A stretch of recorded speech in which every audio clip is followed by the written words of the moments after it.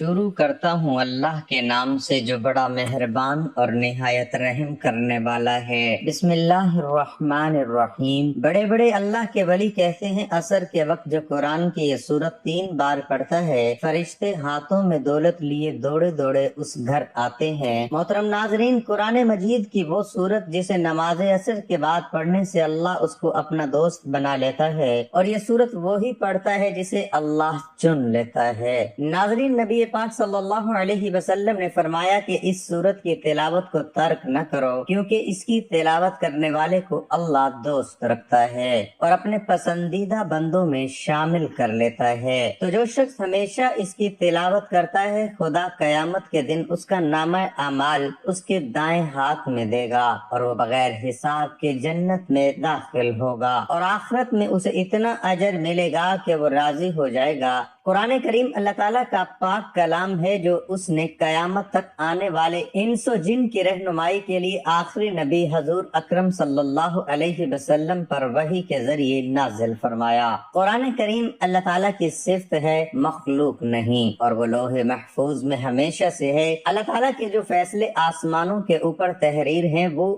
کسی بھی تبدیلی سے محفوظ ہونے کے ساتھ شیاطین کے شر سے بھی محفوظ ہیں، اس لیے اس کو لوح محفوظ کہا جاتا ہے۔ اس کی شکل و صورت و حجم کیا ہے ہم نہیں جانتے، مگر قرآن و حدیث کی روشنی میں ہم اس پر ایمان لائے۔ قرآن و قرآ کا مصدر ہے جس کے معنی ہے پڑھی جانے والی کتاب۔ واقعی دنیا میں سب سے زیادہ پڑھی جانے والی کتاب قرآن کریم ہے، جس کو بغیر سمجھے بھی لاکھوں لوگ ہر وقت تلاوت کرتے ہیں۔ اللہ تعالیٰ نے متعدد جگہوں پر اپنے کلام پاک کلام کے لیے قرآن کا لفظ استعمال کیا ہے، انہ لقرآن کریم۔ اسی طرح فرمایا بل ہوا قرآن مجید۔ قرآن کریم عربی زبان میں نازل کیا گیا ہے، جیسا کہ اللہ تعالیٰ ارشاد فرماتا ہے ہم نے اس کو ایسا قرآن بنا کر اتارا ہے جو عربی زبان میں ہے تاکہ تم سمجھ سکو۔ اللہ تعالیٰ نے قرآن کریم کو قیامت تک آنے والے انسانوں کی ہدایت کے لیے نازل فرمایا ہے، مگر اللہ تعالیٰ سے ڈرنے والے ہی اس کتاب سے فائدہ اٹھاتے ہیں۔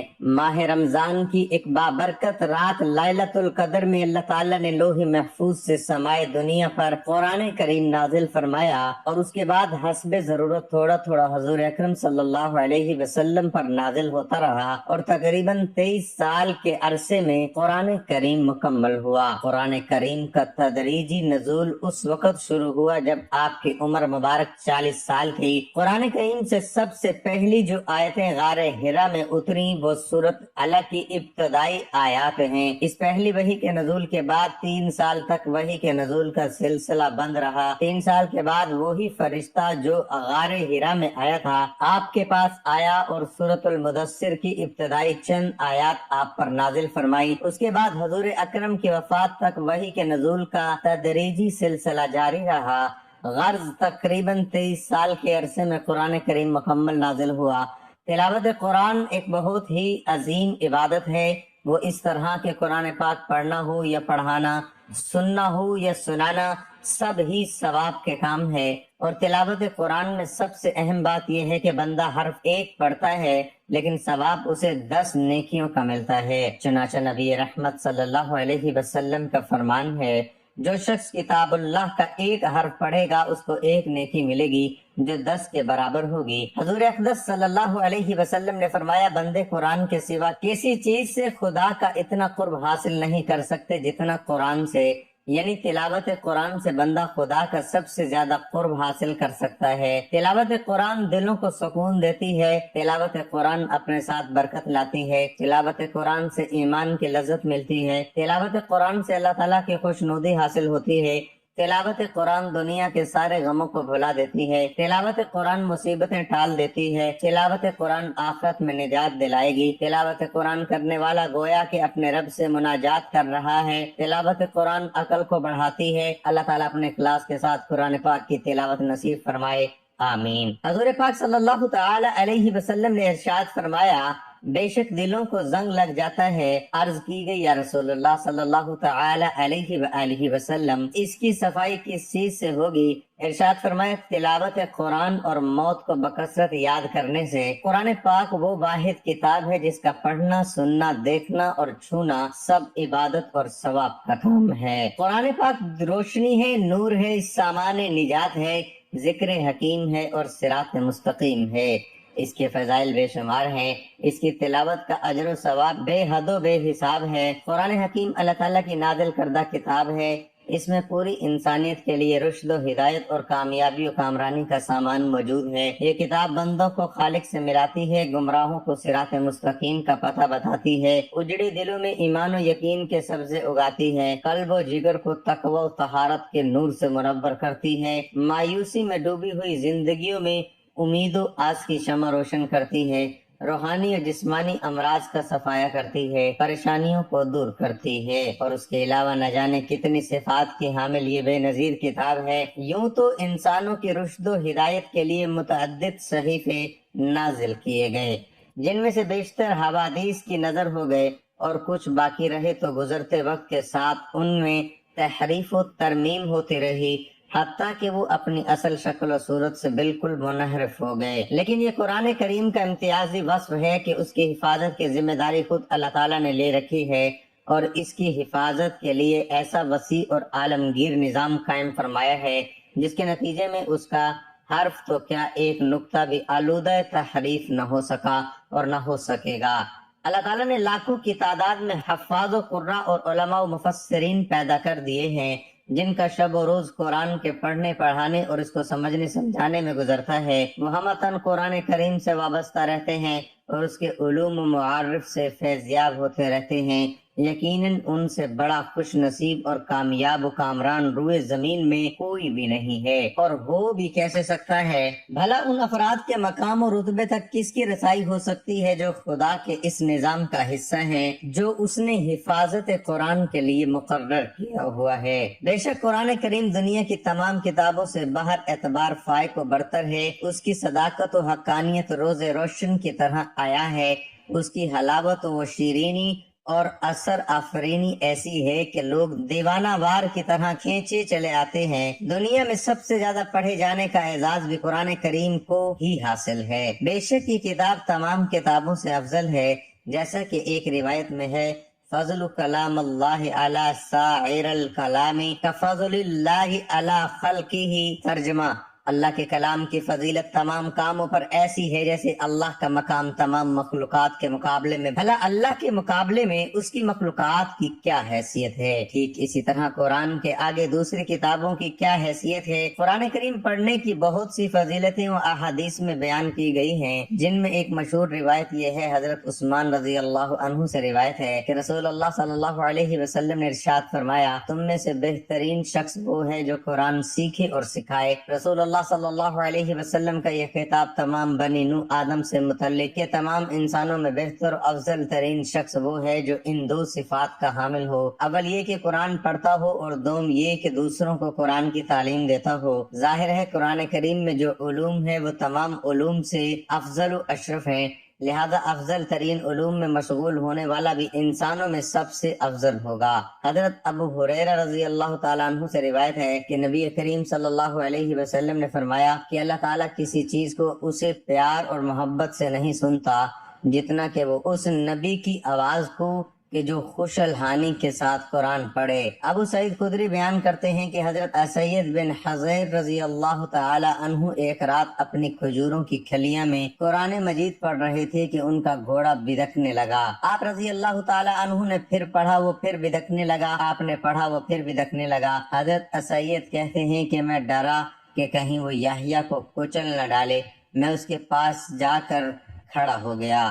میں کیا دیکھتا ہوں کہ ایک سائبان کی طرح میرے سر پر ہے، وہ چراغوں سے روشن ہے، وہ اوپر کی طرف چڑھنے لگا یہاں تک کہ میں اسے پھر نہ دیکھ سکا۔ صبح کے وقت میں رسول اللہ صلی اللہ علیہ وسلم کے پاس آیا اور عرض کیا، اے اللہ کے رسول صلی اللہ علیہ وسلم، میں رات کے وقت اپنے کھلیان میں قرآن مجید پڑھ رہا تھا کہ اچانک میرا گھوڑا بدکنے لگا۔ تو رسول اللہ صلی اللہ علیہ وسلم نے فرمایا، ابن حذیر پڑھتے رہو۔ انہوں نے عرض کیا کہ میں میں پڑھتا رہا وہ پھر اسی طرح بھٹکنے لگا۔ رسول اللہ صلی اللہ علیہ وسلم نے فرمایا ابن حذیر پڑھتے رہو۔ انہوں نے عرض کیا کہ میں پڑھتا رہا وہ پھر اسی طرح بھٹکنے لگا، تو رسول اللہ صلی اللہ علیہ وسلم نے فرمایا ابن حذیر پڑھتے رہو۔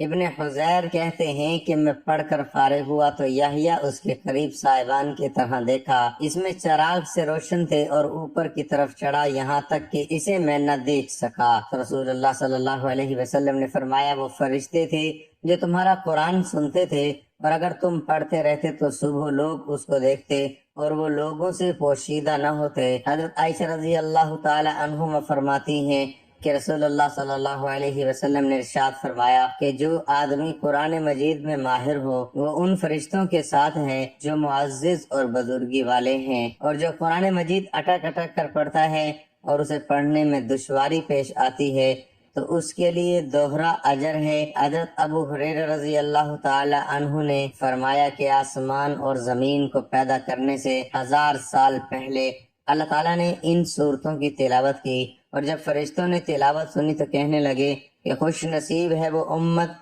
جس پر یہ قرآن اتارا جائے گا، اور خوشحالی ان دلوں کے لیے جو اس کو پڑھیں گے اور اس کو یاد کریں گے، اور خوشحالی ہے ان زبانوں کے لیے جو اس کی تلاوت کریں گے۔ ایک حدیث میں ہے کہ جو شخص اس سورت کو صرف اللہ کی رضا کے واسطے پڑھے گا اس کے پہلے والے سب گناہ معاف ہو جاتے ہیں۔ بس اس سورت کو اپنے مردوں پر لازمی پڑھا کرو، تو یہ سورت کم از کم دن میں 1 مرتبہ اس کو لازمی پڑھیں، کیونکہ جو اس سورت کی تلاوت کرتے ہیں اللہ اسے پسند کرتے ہیں اور اس کو ولی اللہ بنا دیتا ہے۔ تو آپ بھی سورت سے دوستی کر لیں، اللہ کی رضا کے لیے 3 مرتبہ روزانہ عصر کی نماز کے بعد پڑھیں۔ اللہ آپ سے اتنا خوش ہوں گے کہ آپ کی زندگی کی تمام پریشانیاں جو ہیں انشاءاللہ ختم ہو جائیں گی، جیسا چاہیں گے ویسے ہی ہوگا۔ قرآن مجید اللہ کا کلام اور رب کی آخری آسمانی کتاب ہے۔ پورا قرآن خیر و بھلائی اور رحمت و برکت اور شفا کا سرچشمہ ہے۔ اس پر ایمان لانا، تلاوت کرنا، آیات میں تدبر کرنا، عمل کرنا، شفا کے لیے قرآن آیات پڑھ کر دم کرنا اور پوری زندگی اس کے مطابق گزارنا،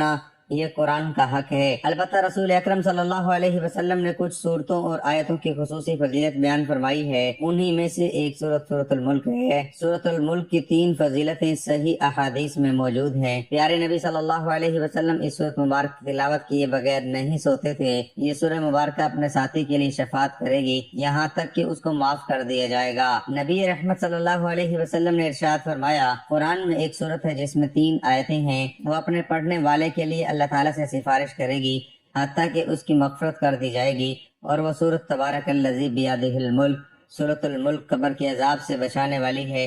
اس سورت کا ساتھی قبر کے عذاب سے انشاءاللہ محفوظ رہے گا۔ رسول اللہ صلی اللہ علیہ وسلم نے ارشاد فرمایا سورۃ تبارک قبر کے عذاب کو روکنے والی اس سورت کو سونے سے پہلے پڑھنے کی تلقین ہے، چونکہ نیند موت کی طرح ہے، بلکہ اللہ کے رسول صلی اللہ علیہ وسلم نے سونے کی دعا میں نیند کو موت قرار دیا ہے، اور نبی اکرم صلی اللہ علیہ وسلم کا اسے سونے کے وقت پڑھنے کے لیے انتخاب کرنے کی وجہ آخرت میں اس کے خصوصی فوائد ہیں، جیسا کہ دوسری اور تیسری فضیلت سے واضح ہے کہ یہ سورت عذاب قبر سے حفاظت کا ذریعہ ہے اور آخرت میں مضبوط شفاعت کی شکل میں نجات کا سبب بنے گی۔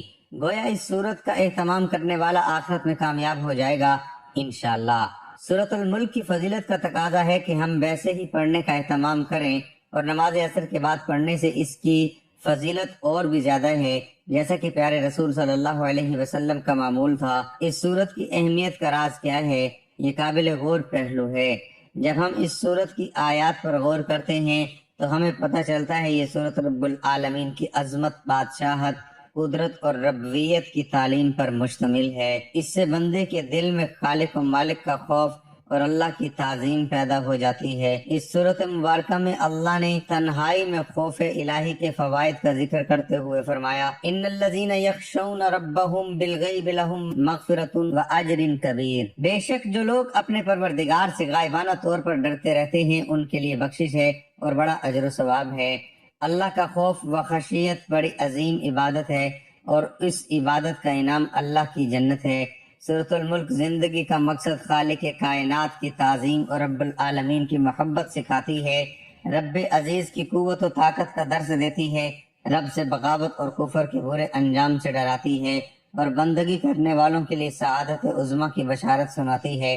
اللہ تعالیٰ نے پہلی ہی آیت میں فرمایا کہ بادشاہت کا مالک وہی اللہ ہے جس کی خیر و برکت کی کوئی انتہا نہیں ہے، وہ ہر چیز پر مکمل قدرت رکھنے والا ہے۔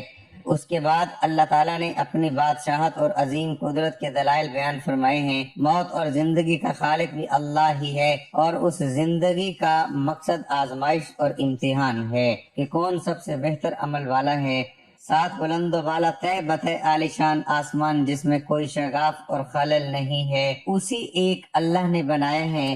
قیامت واقع ہونے والی ہے، اور اللہ نے شیاطین اور کفار کے لیے خوفناک جہنم تیار کر رکھا ہے، اور پرہیزگاروں کے لیے جنت تیار کر رکھا ہے۔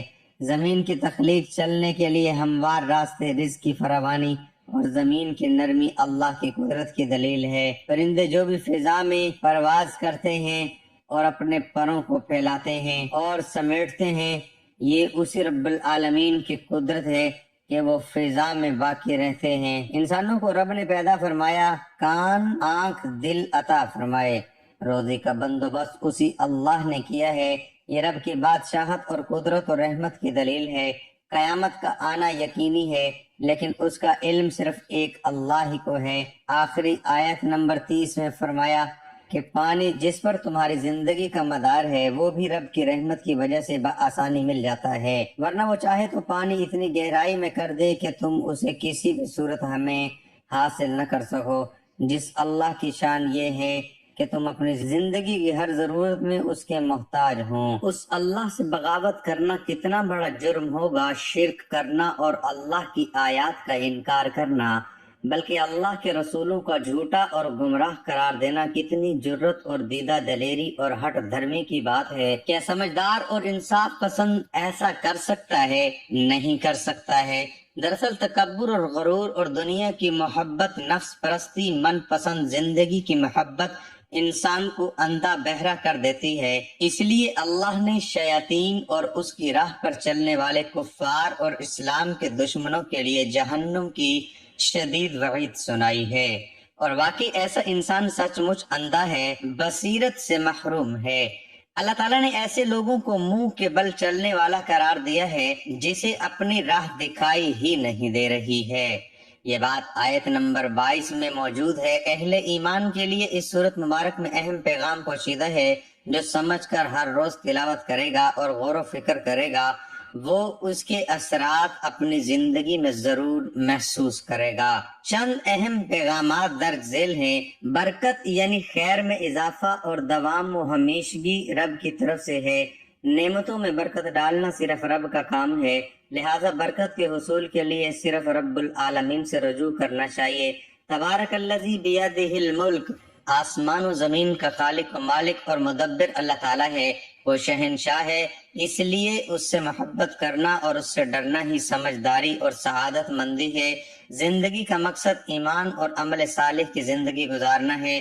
لیبلوکم ایکم احسن عملا، تنہائی میں رب سے ڈرنا ایک عظیم عبادت ہے جس پر مغفرت اور بڑے اجر کا وعید کیا گیا ہے۔ دنیاوی امور اور چیزوں میں مشغول ہو کر آخرت کو فراموش نہیں کرنا چاہیے، کیونکہ دنیا زوال پذیر ہے، دوام اور ہمیشگی صرف آخرت کے لیے ہے۔ وَإِلَيْهِ النُّشُورُ، کائنات میں موجود آیات الہی مثلاً آسمان و زمین، سورج، چاند، مختلف قسم کے پھل پھول، اناج، پیڑ اور پودے وغیرہ پر غور و فکر کرنا چاہیے تاکہ رب کی تعظیم پیدا ہو، کیونکہ مخلوق کی عظمت خالق کی عظمت کی دلیل ہے۔ صراط مستقیم یعنی اسلام پر چلنے والا رب العالمین کے نظر میں قابل تعریف ہے، اس کی بصیرت اور بصارت کی گواہی رب نے خود دی ہے۔ اللہ نے ہمیں پیدا کیا، کان، آنکھیں، دل عطا فرمایا تاکہ ہم شکر ادا کریں۔ ہر نعمت کا تقاضا ہے ہم اپنے رب کا شکر ادا کریں۔ ایمان اور توکل علی اللہ ہدایت کی پہچان ہے اور اہل ایمان کا سب سے مضبوط وصف اور سہارا ہے۔ اس کے برعکس شرک اور رب سے دوری کھلی ہوئی گمراہی ہے۔ قیامت کا علم صرف اللہ کو ہے۔ اللہ کے وسیع علم کی دلیل ہے، بلکہ اللہ تعالیٰ سینے کے پوشیدہ خیالات کو بھی جانتا ہے۔ سورت اہل ایمان کو بندگی کے آداب سکھاتی ہے اور ایمان عمل صالحہ، خشیت الہی، آخرت اور جنت و جہنم پر ایمان، رب کی شکر گزاری، غور و فکر، استقامت علی الدین، तवक्कल अल्लाह और रब्बुल आलमीन से हमेशा डरने और मोहब्बत करने की तालीम देती है। अल्लाह ताला हमें इस सूरत मुबारक की तिलावत करने की तौफीक अता फरमाए, आमीन। दुनिया में अमूमी तौर पर इंसान माली परेशानियों में जकड़ा रहता है, लेकिन उसका हल भी कुरान मजीद में मौजूद है। सूरत मुल्क की तिलावत करने से न सिर्फ आपके रिस्क में कुशादगी होती है, बल्कि कर्जों से भी निजात मिल सकती है।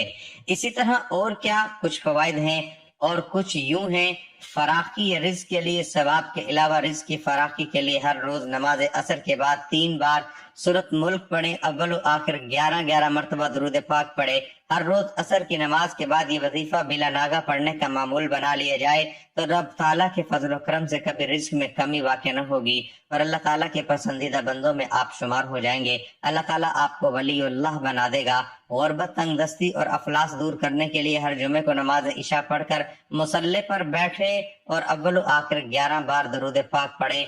दरमियान में 3 मरतबा सूरतुल मुल्क पढ़े, फिर रब ताला से दुआ मांगे और किसी से बातचीत न करे।